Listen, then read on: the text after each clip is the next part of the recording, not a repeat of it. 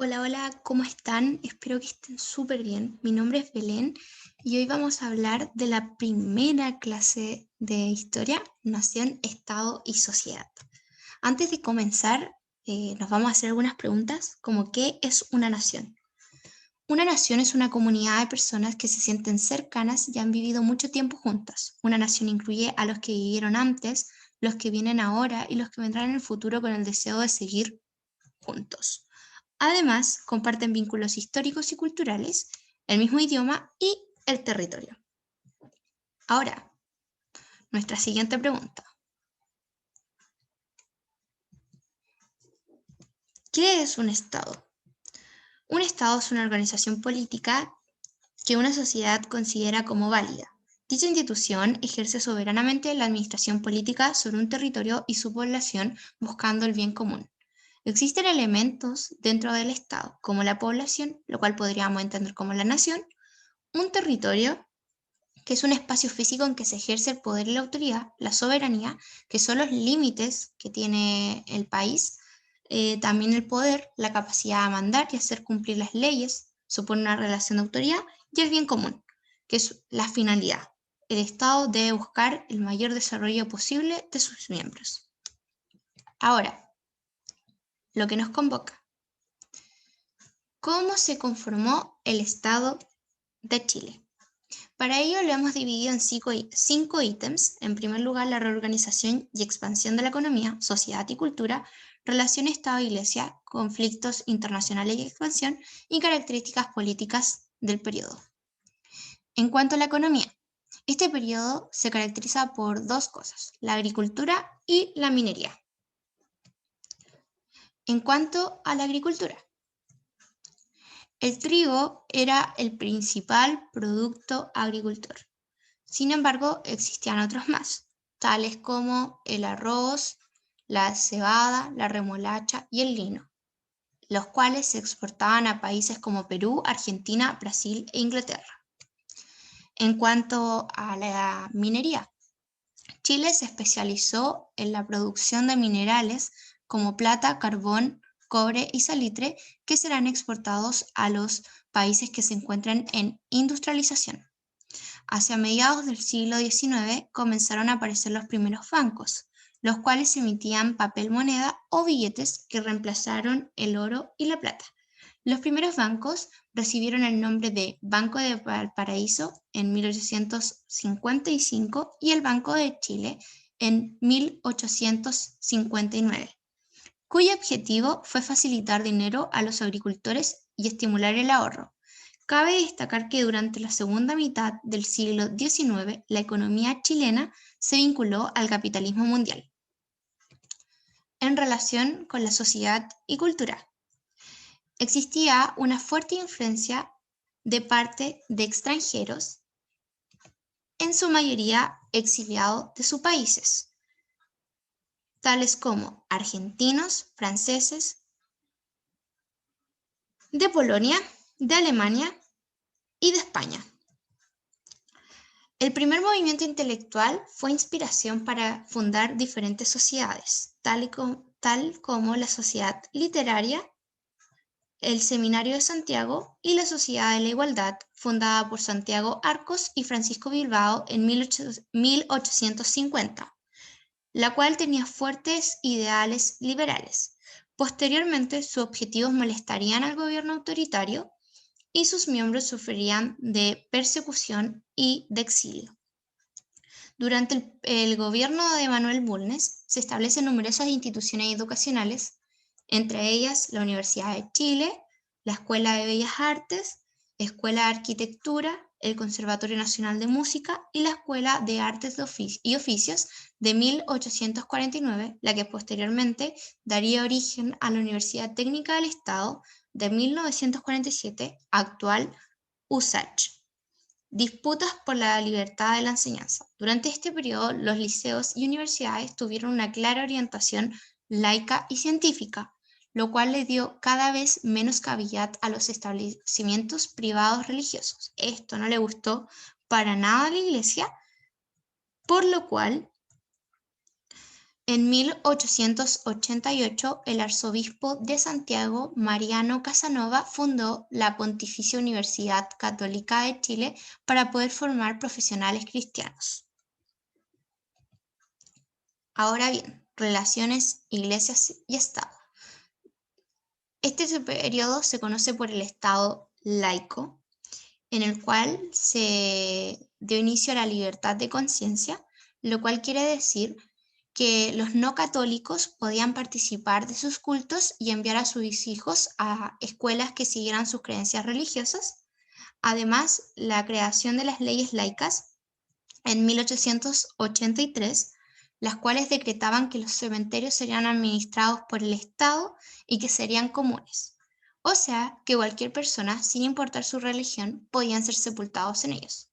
Además, se crearon las leyes de matrimonio civil y registro civil, eh, dando el poder al Estado para que fuera el único organismo que validara el matrimonio, y además era el Estado quien reconocería legalmente a las filiaciones familiares. Es así como poco a poco la Iglesia Católica fue perdiendo sus influencias en los asuntos de Estado.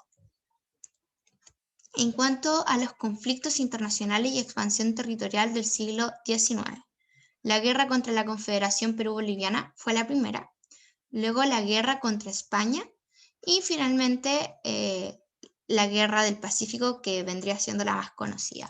Voy a hablar un poquito de cada una como para que podamos comprender algo mejor. La guerra contra la Confederación Perú-Boliviana.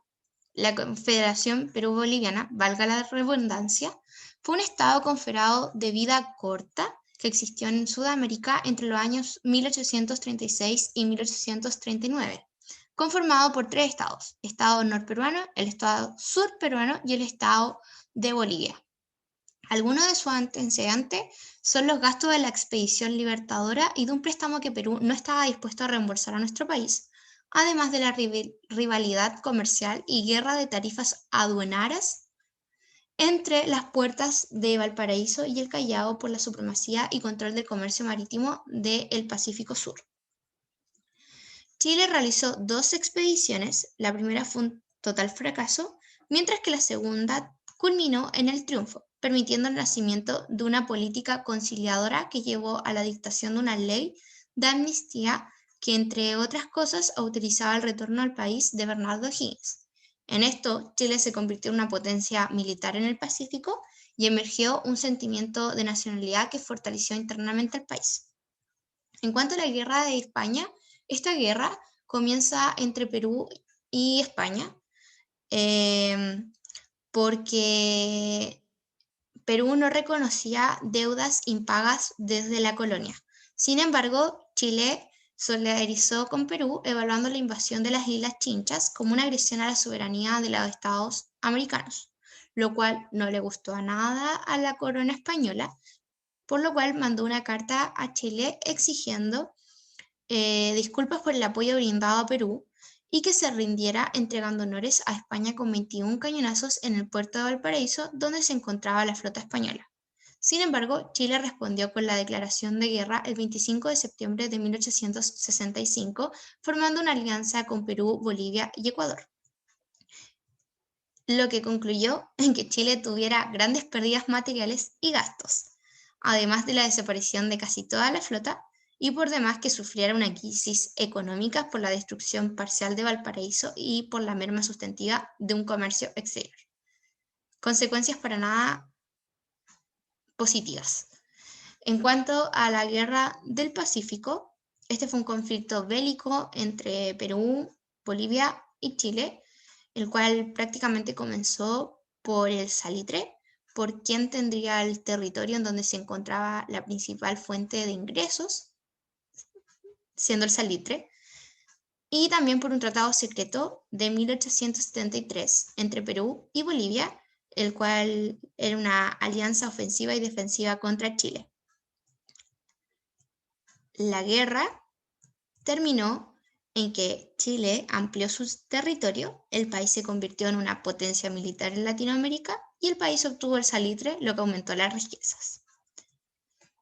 Por otro lado, tenemos el Tratado de Límites con Argentina de 1881, el cual decreta que Chile le va a entregar gran parte de la Patagonia Argentina y él, Chile, se va a quedar con las riberas del Estrecho de Magallanes.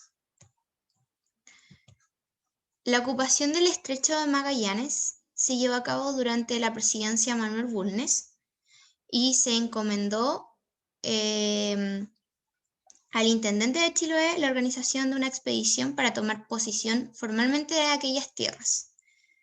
Se fundó el Fuerte Bulnes. No obstante, hubieron bastantes tropezos debido al aislamiento, ya que este lugar se encontraba muy lejano y el clima era muy crudo. Esto motivó a que en 1849 se fundara la ciudad de Punta Arenas. Luego tenemos la ocupación de la Araucanía. Cabe destacar que habían mejorado bastante las relaciones entre el pueblo mapuche y las autoridades en comparación a los siglos XVI y XVII, donde se hacía fuertemente presente el enfrentamiento. Sin embargo, de a poquito las autoridades comenzaron a avanzar, quitándole gran parte de su espacio a los mapuches, haciendo que hoy en día se transformen en pobres agricultores que habitan en una pequeña parte de la Araucanía, en comparación a lo que tenían anteriormente. En cuanto a las características políticas del periodo, cabe destacar el pensamiento de Diego Portales, los principales ideales políticos. Entre ellos tenemos el concepto de orden, el principio de autoridad, la impersonalidad y probidad de los cargos públicos, la vocación al servicio público, la necesidad de existencia de oposición, la subordinación de las Fuerzas Armadas al poder legislativamente constituido y la desconfianza de la doctrina Monroe. Además, tenemos la Constitución Política de 1833, la cual estableció un sistema de gobierno presidencialista, es decir, el presidente, poder ejecutivo, tenía grandes poderes y fácilmente podría adquirir facultades extraordinarias. Entre sus principales disposiciones tenemos que la religión oficial sería la católica apostólica romana, pero se permitía practicar públicamente cualquier otra religión. Además, el voto censitorio. Cualquier chileno soltero mayor de 25 años puede votar. Los casados mayores de 21 años también pueden votar. Deben tener propiedades inmuebles o capitales invertidos en algún giro o bien que tienen que tener algún empleo y además deben saber leer y escribir.